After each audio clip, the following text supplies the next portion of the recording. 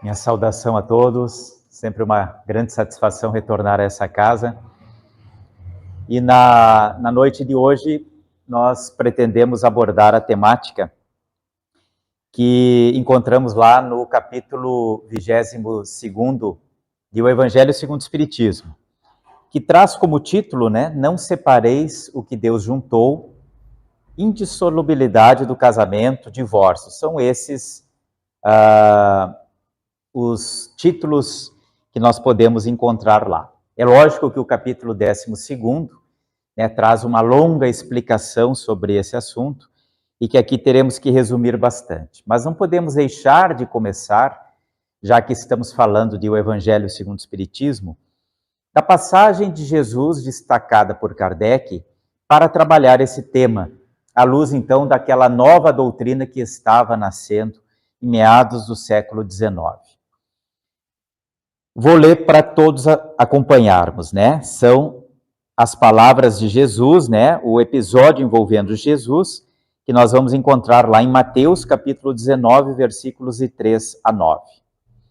E chegaram-se a Jesus os fariseus, tentando-o e dizendo: é lícito ao homem repudiar sua mulher por qualquer motivo?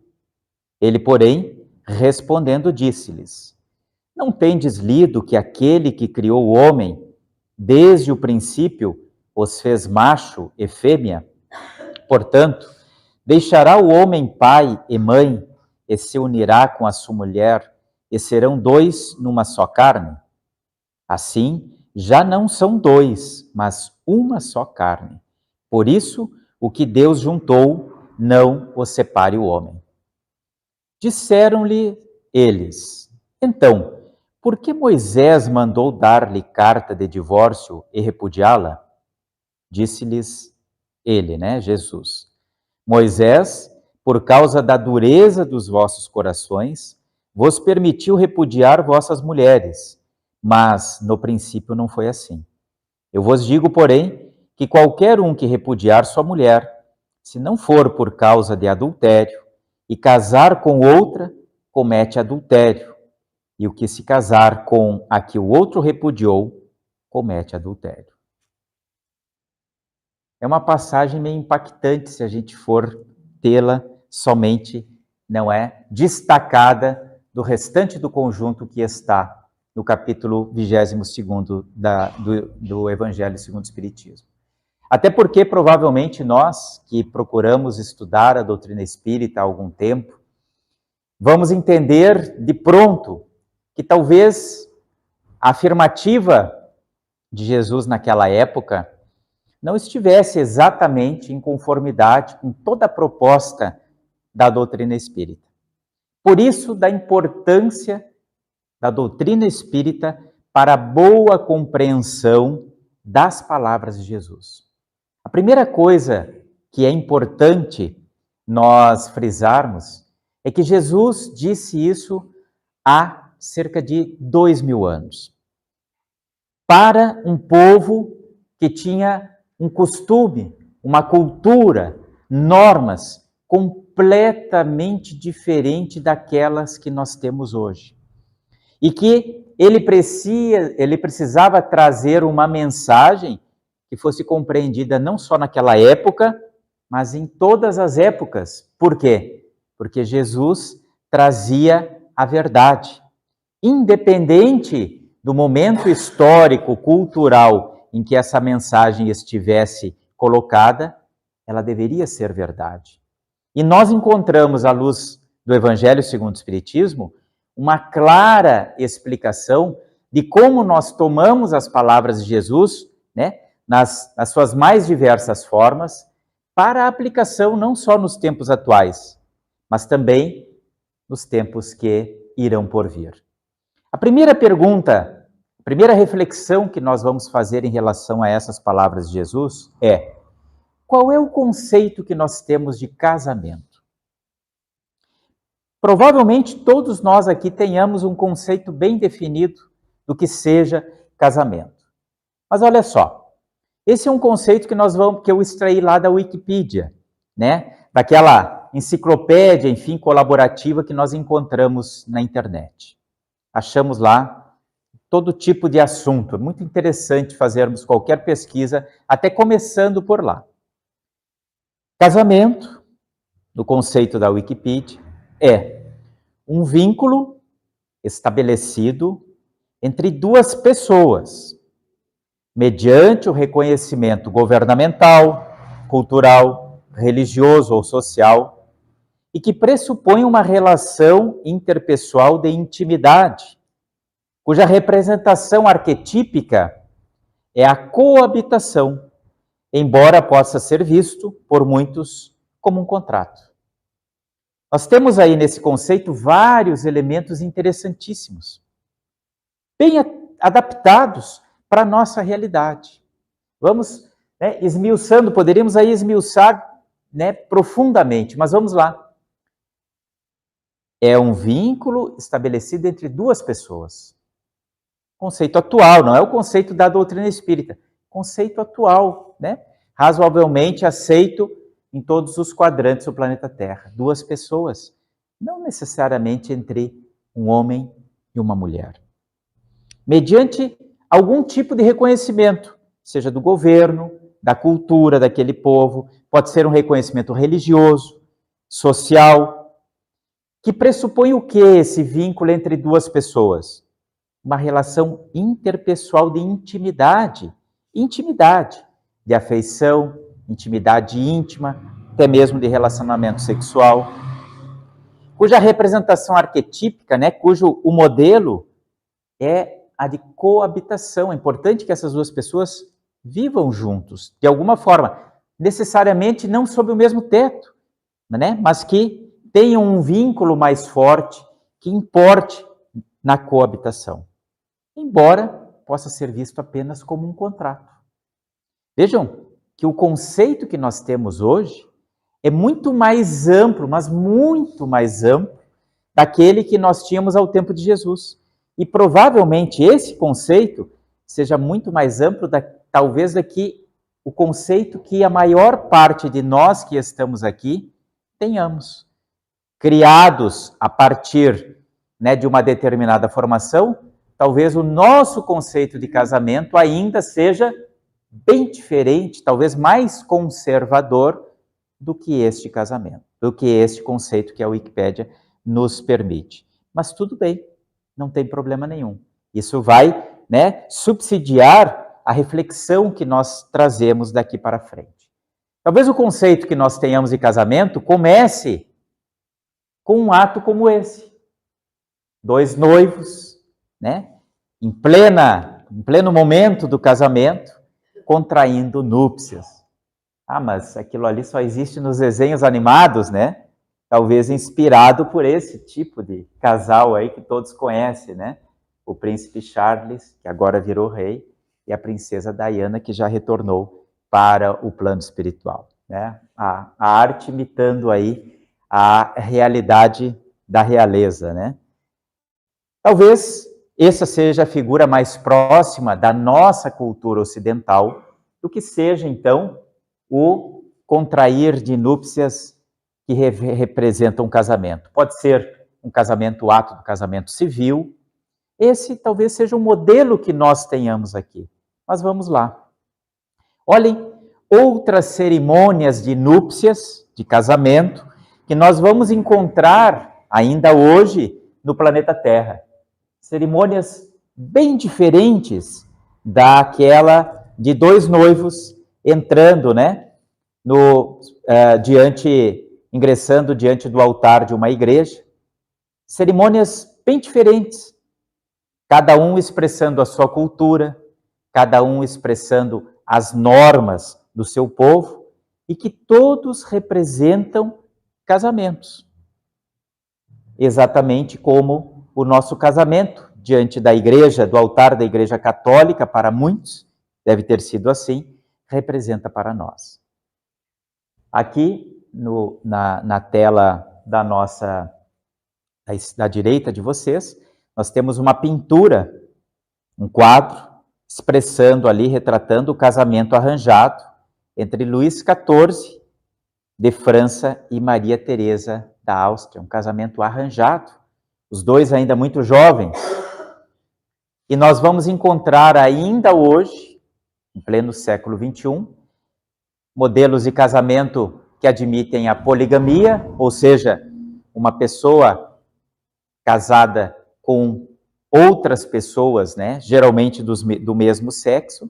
Nós encontramos casamentos, culturas e até mesmo, né, nações que, pelas suas normas, admitem casamentos envolvendo crianças, ou seja, pessoas que, pela nossa lei brasileira, teriam menos de 12 anos, casamentos até mesmo arranjados por algum tipo de interesse econômico ou, né, algum outro tipo de interesse que não seja o da verdadeira vontade daqueles, então, nubentes. O que nós vamos concluir a partir, então, dessas imagens, a partir desse conceito que nós vimos há pouco? Que o conceito de casamento, ele varia ao longo do tempo. Na época de Jesus havia um conceito. Nós temos hoje, no planeta Terra, outros tipos de conceito sobre o casamento. Casamento, ele vai ser expresso, ele vai ser definido pelas nossas leis humanas, pelos nossos costumes. E ele vai mudando à medida em que nós, sociedade, mudamos também. Então, o conceito de casamento que nós tínhamos há 2000 anos é um conceito de casamento bem diferente daqueles, na verdade, daqueles vários conceitos que nós temos no planeta Terra hoje. Então, ele vai se aperfeiçoando, como se aperfeiçoa a humanidade. Mas não esqueçamos que Jesus falou sobre verdades. Verdades que são imutáveis, verdades que se aplicam não só a todas as eras, mas em todas as partes da criação divina, ou seja, não só no nosso planeta Terra, mas em qualquer lugar onde haja o elemento inteligente em atividade. Tenho que ir mudando aqui, né? Conceitos de matrimônio, conceito de adultério, citado lá na palavra, nas palavras de Jesus, ele foi mudando nesses 2000 anos. E, por isso, buscar na atualização das palavras do Evangelho e Espiritismo aquela fala de Jesus é tão importante até mesmo para nós nos libertarmos de conceitos que talvez não sejam mais compatíveis com a nossa evolução. À luz da doutrina espírita, nós vamos compreender que casamento, ele é uma demonstração de uma evolução do espírito. Porque ele atende, ele acaba conspirando, ele acaba servindo como um instrumento para a aplicação de leis divinas, em especial para a aplicação da lei do amor. Onde nós vamos deixando as nossas características instintivas, que muitas vezes levam o homem, levam a mulher, apenas a saciarem os seus desejos físicos, ligados principalmente à questão sexual, para estabelecer vínculos com outros indivíduos voltados o quê? Voltados ao compartilhamento de sentimentos nobres. E quando nós falamos em sentimentos nobres, inevitavelmente nós vamos ter no ápice do desenvolvimento dos sentimentos nobres a execução da lei do amor. Se nós pegarmos o conjunto dos sentimentos nobres que o espírito é capaz de vivenciar, de desenvolver e de vivenciar, nós vamos ter no conjunto da aplicação, da execução desses sentimentos, aquilo que nós chamamos de amor.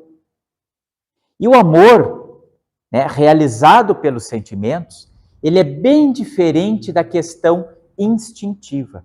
O instinto, ele diz muito mais, né, respeito a uma questão de satisfação material do que efetivamente a expressão de um sentimento de amor, de um sentimento nobre. Isso é muito importante nós fixarmos, porque às vezes, né, os indivíduos mantêm relações entre si e que chamam de casamento, chamam de matrimônio, enfim. E aquilo ali está muito mais fundamentado numa questão material, numa questão sensorial, numa satisfação dos seus desejos sexuais, do que efetivamente está calcado, lastreado em sentimentos que utilizam em sentimentos que efetivamente deveriam moldar a junção daqueles indivíduos. Para isso, nós temos que façamos uma reflexão. Bom, a relação com aquele outro indivíduo é uma relação que se manteria se não houvesse a relação sexual na convivência daquelas pessoas. Se nós conseguimos excluir o relacionamento sexual daquela relação, nós podemos dizer, ali existem sentimentos. Por quê? Porque esses sentimentos manterão aquela relação. Agora, se a relação ela for calcada tão somente na questão sexual, nós vamos dizer que ali existem muito mais a preponderância dos instintos do que efetivamente algo de ordem mais superior. É lógico que nas relações que nós podemos chamar de casamento, a questão sexual está junto e ela é nobre quando bem utilizada, mas ela não deveria ser, pelo menos, aquilo que efetivamente segura a relação.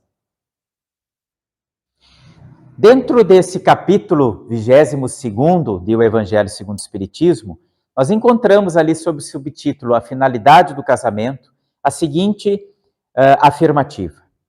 Deus quis que os seres estivessem unidos não só pelos laços da carne, mas pelos da alma, a fim de que a afeição mútua dos esposos se transportasse para seus filhos e que fossem dois, em lugar de um, a amá-los, a cuidá-los e fazê-los progredir. Então vejam só, nós transcendemos a ideia do casamento, a questão do casal, a figura do casal.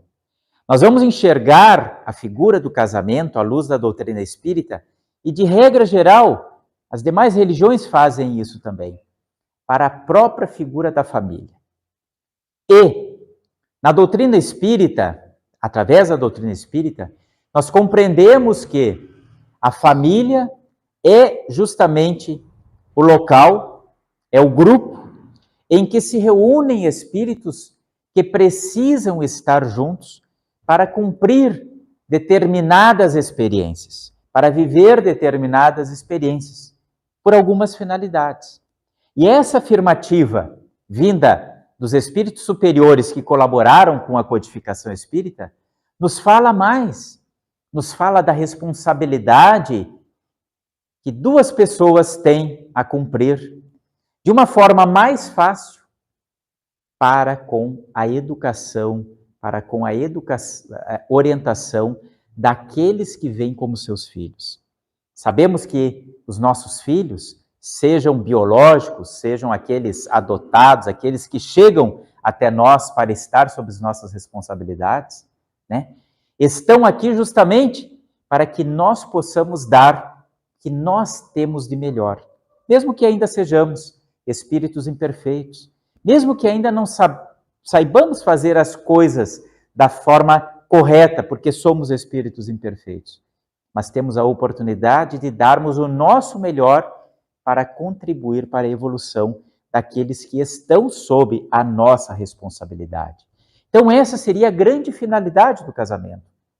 Ao invés de termos uma pessoa, mas sim ao menos duas, para orientar aqueles jovens seres humanos, mas espíritos velhos, que pelo instrumento do esquecimento temporário do passado, principalmente por estarem ainda muito flexíveis na fase da infância, na fase da adolescência, estão sob nossa responsabilidade e nós conseguiremos influenciar para que eles tenham um avanço no seu processo evolutivo. O casamento, ele representa uma evolução na sociedade. A fixação de um parceiro foi um costume, um hábito extremamente importante ao longo da evolução da sociedade humana. O Homo sapiens, nós, espécie, dentre as milhares de espécies que vivem no planeta Terra, começou a sua jornada há 300 mil anos. Há 300 mil anos, a nossa espéciezinha está aqui, vagando pelo planeta Terra, não é isso? Há 70 mil anos houve um grande avanço, a revolução cognitiva, quando essa espécie, então, começou a pensar de uma forma diferente, que a destacou das demais espécies, principalmente dos primatas, e que fez com que nós chegássemos a este momento. Mas no momento inicial, até mesmo a espécie humana, ela coabitava, ela vivia, ela em grupo com outros indivíduos da mesma espécie. E não havia a fixação de parceiros. Não existia assim, aquela é a minha esposa, aquele é meu esposo, e com ele, com ela, nós vamos constituir uma prole, uma família. Não, isso foi sendo construído. Na época em que o Homo sapiens tinha o hábito, era chamado de o caçador, de coletor, ou seja, ele vivia perambulando por aí, não tinha um terreno fixo, onde ele pudesse construir a sua casa, porque ele não conhecia sequer a agricultura, ele não conseguia domesticar animais. Então o que ele fazia? Ele saía por aí, coletando frutos, conseguia pegar um animal aqui, outro ali, se abrigava numa caverna, enfim, ele ia onde ele conseguia vencer as dificuldades da fome, do frio, do excesso de calor. Mas, justamente por ter este hábito, ele se relacionava com um indivíduo, com outro indivíduo, os filhos que iam nascendo iam pertencendo ao grupo, ficavam sob a responsabilidade do grupo, e não de um homem e de uma mulher ou de uma dupla. Não, os filhos eram do grupo. Ou seja, não havia a monogamia. A partir do momento, então, que o homem pôde se fixar, isso se deu há mais ou menos 12 mil anos, quando então ele descobriu que ele poderia cultivar, poderia desenvolver a agricultura, ele conseguiu então se fixar no local. E ali ele foi aprendendo a construir o seu abrigo, não precisava mais da caverna, não precisava mais da árvore frondosa. Ele podia edificar a sua cabaninha, ele poderia, sob aquele teto, ter as suas coisas, guardar a sua lança, guardar a sua machadinha feita com pedra, ele poderia guardar os seus vasos de barro, as suas roupas feitas de couro, de pele, enfim. E, naquele momento, começa então a possibilidade dele ter um parceiro, uma parceira. Esse parceiro, essa parceira, começaram a ter filhos que eram reconhecidos como filho daquele casal. E aí começa então o caminho da monogamia. Ou seja, vejam só, a evolução que nós tivemos, quando num primeiro momento haviam apenas satisfações instintivas, frutos do desejo sexual, que é resultante das glândulas que nós temos, as glândulas masculinas, as glândulas femininas, que nos provocam essa vontade de nos relacionarmos, não é isso? É natural em todos nós, mas que se dava de uma forma muito instintiva. No momento, então, que os indivíduos começaram a estabelecer parceiros, começou, então, a surgir o quê? O comprometimento afetivo com o seu parceiro, a sua parceira. Começa a longa jornada para estabelecer a monogamia, ou seja, a estabelecer o hábito de nós termos a relação com apenas um outro indivíduo. Bom, por que isso é tão importante? Por quê? Porque isso caracteriza a migração de uma necessidade meramente instintiva, focada nos nossos desejos sexuais, que é de ordem material, para o estabelecimento de relações focadas onde? Em sentimentos, em coisas que estão no campo do espírito.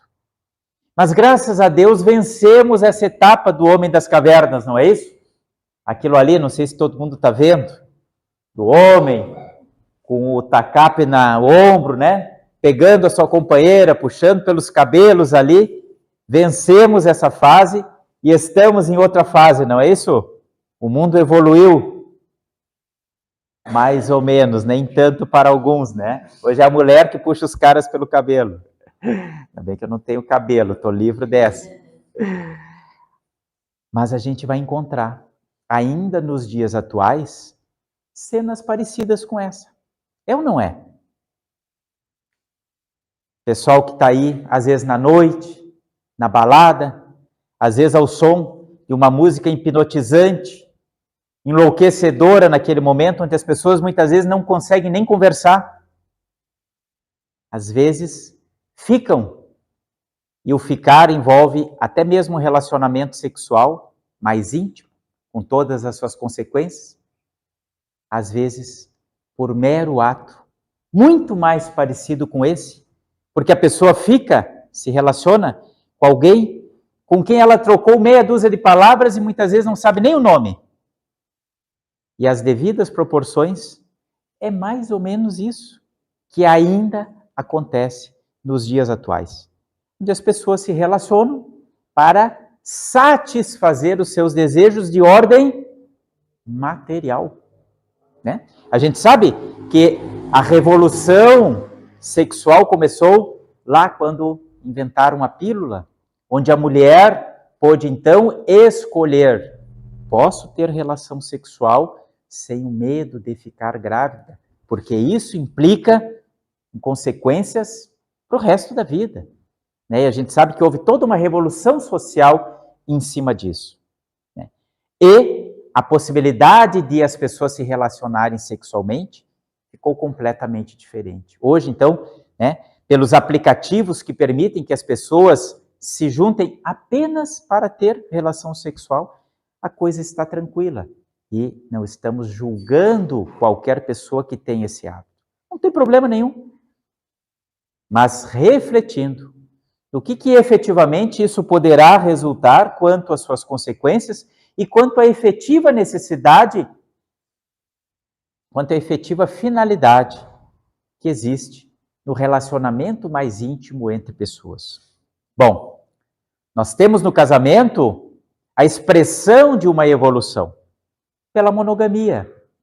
Finalidade do casamento, que não seja uma, geralmente a mulher, mais duas pessoas, a cuidar dos filhos que advêm daquelas relações sexuais. Duas pessoas para darem o suporte, não só material, mas também afetivo, para aqueles pequeninos que vêm sob a nossa responsabilidade. O desenvolvimento de sentimentos nobres. Por quê? Porque quando vencemos essas características tão instintivas que fazem com que nós nos relacionemos aqui com um, ali com outro, e outro, e outro, e outro, mas sim assumimos o compromisso de nos relacionarmos com uma pessoa. E essa pessoa não é o príncipe encantado, não é a princesa dos sonhos, não é nem o espírito perfeito. Ela tem imperfeições como eu tenho. E quando nós assumimos o compromisso para conviver com uma pessoa por um tempo mais alongado, às vezes por toda uma reencarnação, nós estamos ali, dia e noite, convivendo com as coisas boas, mas também com as coisas que não são tão boas, não é isso? E é uma alegoria muito interessante. Quando eu tenho duas pedras brutas, cheias de asperezas, e eu gostaria de tornar essas pedras mais lisas, essas pedras até que propiciassem um encaixe. Se eu junto essas pedras e elas começam a bater uma na outra, como as pedras do rio, pelo movimento das águas, vão se esfregando uma na outra, como é que as pedras do rio vão ficando? Redondinhas, lisinhas, bonitinhas. Por quê? Porque é a aspereza de uma pedra que vai lixando a aspereza da outra pedra. E ambas as pedras vão ficando bonitas, lisas, que dá vontade de a gente até tirar elas do leito do rio e trazer para casa para enfeitar o nosso lar, não é isso? Mas é somente esse atrito, este convívio, que permite que nós vençamos essas asperezas. E essa é uma das finalidades do casamento. Nos comprometer com a dificuldade. Porque estar com o outro nem sempre é fácil. Mas em nome daquele compromisso assumido, que a gente chama de casamento, nós suportamos. Poxa vida, ela me magoou tanto. Ela é tão difícil. Ele é tão difícil. Ele magoou tanto. Mas a gente dá uma respirada e segue em frente, né? Porque em nome do casamento, a gente vai tentando superar essas dificuldades. E o produto final disso aí deveria ser, ao menos, algo positivo. O casamento, ele não se estabelece tão somente aqui, a partir do momento em que nós estamos encarnados. Geralmente, essas relações, né, de união que nós chamamos de casamento, elas são estabelecidas lá no plano espiritual, quando nós fazemos o nosso planejamento reencarnatório. Aqueles que estão recém chegando à doutrina espírita, recém começando a estudar as obras espíritas, né, é importante a gente frisar que nós somos espíritos eternos, né, imortais, que nós, não eternos, imortais, nós somos espíritos imortais. Nós não começamos a nossa jornada nessa encarnação, já tivemos outras experiências reencarnatórias, já tivemos outras experiências do plano espiritual, que é o verdadeiro mundo do espírito. Mundo espiritual é o mundo dos espíritos, nós somos espíritos. Estamos aqui de passagem, né? A doutrina espírita vive nos lembrando disso. E lá nós nos preparamos para as nossas reencarnações. E esse preparo envolve, inclusive, o estabelecimento, não é? Desses vínculos, onde nós ali ajustamos. Olha, esse e aquele espíritos vão formar um casal e vão receber aquele espírito que vão vir sob a sua responsabilidade para juntos nessas vivências aprimorarem os seus relacionamentos, os seus sentimentos, os seus conhecimentos, a sua inteligência. Então, essas uniões, que geralmente são estabelecidas, acordadas no mundo espiritual, elas se dão por simpatia entre os espíritos, ou por necessidade de expiação, de resgate, né? Onde esses espíritos têm que estar aqui, juntos, no mesmo grupo familiar, para que, mesmo não gostando muito bem uns dos outros, se suportem, se tolerem, tenham experiências às vezes difíceis, mas também experiências boas, e possam terminar as suas reencarnações de uma forma melhor, principalmente quanto às suas relações, da condição que começaram essa reencarnação. E também o casamento pode ser por provação. Muitos aqui provavelmente vão levantar a mão. O meu casamento é por provação, porque aquele cara que eu estou casado é uma prova no meu caminho, né? E muitas vezes é isso mesmo. A gente ali assume, né, um relacionamento para testar as nossas virtudes, para aprimorar as nossas virtudes, né? Às vezes para auxiliar, né? No filme, lá no livro Nosso Lar, que depois virou filme, lembra daquela senhora que tinha uma sobrinha, né, que tinha desencarnado, né, tinha sido noiva, desencarnada, vivia querendo visitar lá o noivo que tinha ficado. Nossa, aquela senhora que a abrigou no Nosso Lar, né, gostava tanto dela, e pediu, deixa eu reencarnar com ela, e eu quero ser mãe dela, para poder acolhê-la, para poder dar o suporte emocional que ela precisa, né? Uma cena tão bonita do filme, né? É uma reencarnação que a gente pode dizer tem uma missão, significa também uma aprovação para ela, porque quando a gente mergulha na reencarnação, a gente esquece, perde essa consciência do nosso histórico espiritual, né? A gente não lembra exatamente aquilo que a gente viu, a gente tem, né, uns lampejos, tem assim uma certa intuição das nossas vivências, mas a gente está ali, né, cumprindo a nossa jornada. Então, o casamento dentro desse aspecto do planejamento reencarnatório, ele é muito rico em relação ao seu estudo. Mas aqui vem uma parte muito importante. Será que o Espiritismo condena a dissolução do casamento? Porque se a gente pegar só as palavras lá de Jesus, a gente vai dizer o seguinte: não, mas espera aí, né, os fariseus tentaram ali, tentaram tentar Jesus, colocar ele em xeque, né, perguntando se era lícito, enfim, ou se era moral a separação, e Jesus falou que não, né, o que Deus juntou não cabia então ao homem separar. Mas como que a doutrina espírita nos apresenta isso diante de todo o ensinamento de Jesus? Ora, nesse capítulo 22º, está ali bem minuciosamente explicado de que Jesus falava dos verdadeiros sentimentos que unem os espíritos, né? O que Deus juntou, leia-se, o que foi juntado a partir das leis divinas, que se retratam nos nossos melhores sentimentos. Na lei do amor, não cabe ao homem, a nós, com todas as nossas vicissitudes, com todos os nossos defeitos, separar. Então, o Espiritismo condena a dissolução do casamento? Não. Mas permite que nós reflitamos sobre essas uniões e também sobre, muitas vezes até mesmo, a viabilidade dessas uniões que são estabelecidas aqui se dissolverem. E quando isso ocorreria? Quando essas uniões estão representando um risco de comprometimento nocivo entre as pessoas que estão ali. Vamos lá, um relacionamento, um casamento que a gente poderia chamar hoje de abusivo, envolvendo violência, envolvendo ali o despertamento de mágoas, de rancores, de ódios, de culpa entre os cônjuges. Ele está servindo para quê? Para melhorar os sentimentos entre aquelas pessoas? Não, não deu.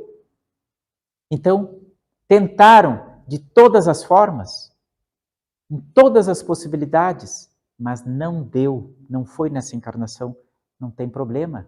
Antes que aquele relacionamento se deteriore ainda mais, talvez seja melhor dissolver agora, seguir em frente, tentar construir um relacionamento não mais coabitando e buscar outras oportunidades para que aqueles espíritos se acertem.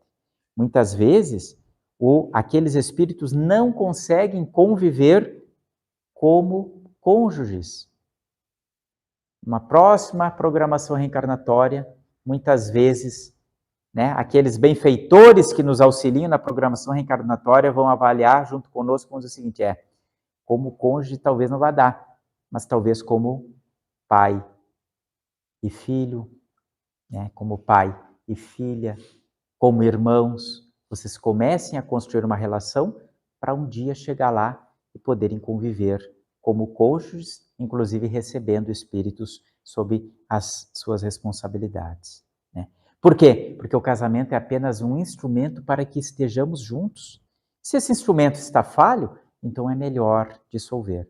Mas não esqueçamos que toda dissolução, ela implica muitas vezes na quebra daquela programação reencarnatória, ou seja, foi feita uma programação, havia uma finalidade. Então é importante nós utilizarmos todos os recursos para que aquilo dê certo. Porque se não der certo agora, talvez a gente tenha que recomeçar numa próxima experiência, não é? Então, tentemos aproveitar ao máximo a oportunidade que nos foi dada agora. Casamento é, sim, um instrumento de evolução. Estamos abrindo mão da nossa condição meramente instintiva, de satisfação do desejo sexual, para compor com uma outra pessoa, até mesmo sem a questão sexual que envolve o casal, com uma finalidade de desenvolvimento e compartilhamento dos melhores sentimentos que nós podemos ter, seja para com o nosso cônjuge, seja para com aqueles que nós chamamos de filhos, certo? E aqui, talvez, a coisa mais importante. Vamos dar agora uma receita de casamento.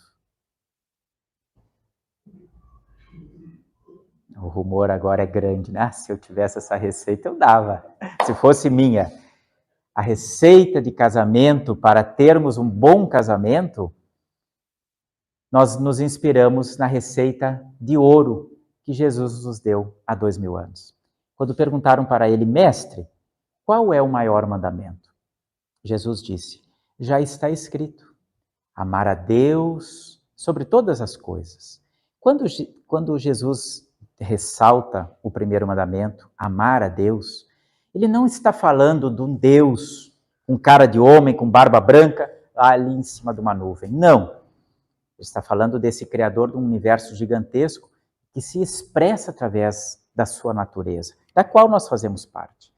Então, amar a Deus significa buscar estar em harmonia com toda a obra de Deus, com o nosso semelhante, com a natureza, com o local que a gente vive, né? Com as ondas que nós contribuímos, com as nossos fluidos, com as ondas eletromagnéticas que nós irradiamos e que contribuem para a melhora ou a piora desse planetinho onde vivemos. Isso é amar a Deus. E o segundo mandamento, Jesus falou. E o segundo mandamento, muito parecido com o primeiro. Amar o próximo como a si mesmo, fazendo ao outro o que gostarias que o outro te fizesse. E Jesus arremata isso dizendo, nesses dois mandamentos, somente nesses dois mandamentos, está toda a lei, todos os profetas, ou seja, se nós ficarmos somente com essas duas regras, nós teremos o caminho seguro para traçar a nossa caminhada rumo à mesma condição que Jesus possui hoje, que é a de espírito puro, né? Gozando da plenitude da sua felicidade. Vamos trazer a regra de ouro de Jesus para dentro do casamento. Fazer ao outro o que nós gostaríamos que o outro nos fizesse. Pronto. Essa é a regra. Se eu aplicar isso para minha esposa, para o meu esposo, para os meus filhos, é o suficiente. Nós vamos estabelecer ali o melhor convívio que nós podemos alcançar. Então, essa é a receita, mas não é minha, é de Jesus. Só estou relembrando algo que todos nós certamente fazemos. Então, que o Espiritismo possa, acima de tudo, né, nos libertar de velhos conceitos, nos dizer que o casamento é um instrumento e permitir que nós aproveitemos esse instrumento da melhor forma possível. Muito obrigado, que Jesus nos abençoe hoje e sempre.